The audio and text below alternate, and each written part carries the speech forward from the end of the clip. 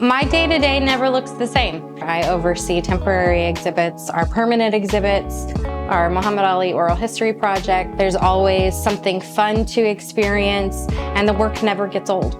The permanent collection and the items that we steward here that speak to Muhammad's physical legacy are vital to carrying on his legacy for future generations. Without those items, his story is lost. It is proof positive of the life that Muhammad led and therefore the impact that he had. Collections aren't talked about very often, but it is expensive. We house every item newly when it comes in. We make sure that lighting and temperature are regulated and controlled so that no more damage is being done.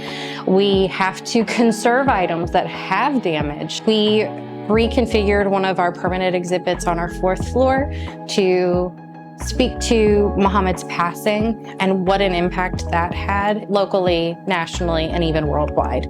Guests come in and they sit and they spend ample time there, some cry, and it's a very visceral and tangible way to understand the impact that Muhammad had. He's now been gone for 9 years, but when people visit our museum and visit that exhibit experience, they are still honoring him and mourning his loss. The kind of reach that that illustrates is just, it's not able to be replicated.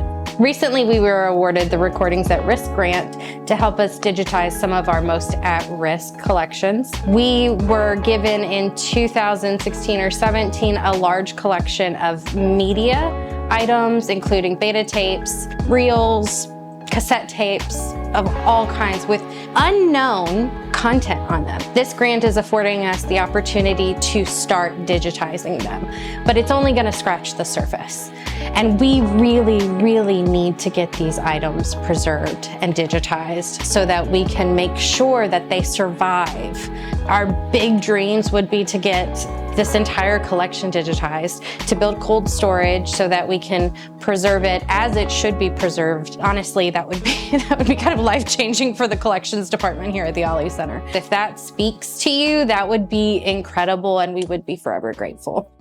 I get the privilege of stewarding the artifacts that either Muhammad owned himself, that friends, family, fans have donated to us over the years. We like to say that everybody kind of attaches themselves to some part of Muhammad, whether that be a relationship, whether it be a fight, whether it be a personality trait. You know, just a kid from Louisville, Kentucky that happened to get on the world stage and influence people for the better and change their hearts. That's easily my favorite part of Muhammad Ali.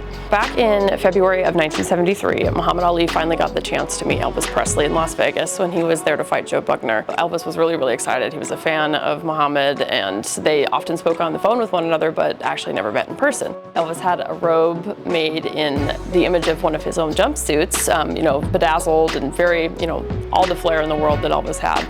And he gifted that to Muhammad on the morning of his fight.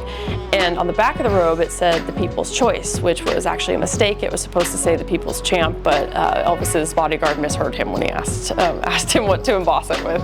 Muhammad loved it regardless. He wore it into the ring that very night against Joe Buckner. He won that fight, of course. It came here to the Muhammad Ali Center and was put on display in 2005 when we opened. We realized that it really needed to come down and be put to rest for a little while to make sure that it can last even longer. We had an almost exact replica made of the robe. We had that made by B&K Costumes, which is across the river in Charlestown, Indiana. And they actually have the original designs from Elvis's designer, so that's really cool. The robe now is in our temperature and humidity controlled space. It's wrapped up very nicely. It has accrued some damage from being on display for so long. We can send the robe to a conservator, or a conservator can come here and clean it. That way we can make sure that it lasts for years and years to come.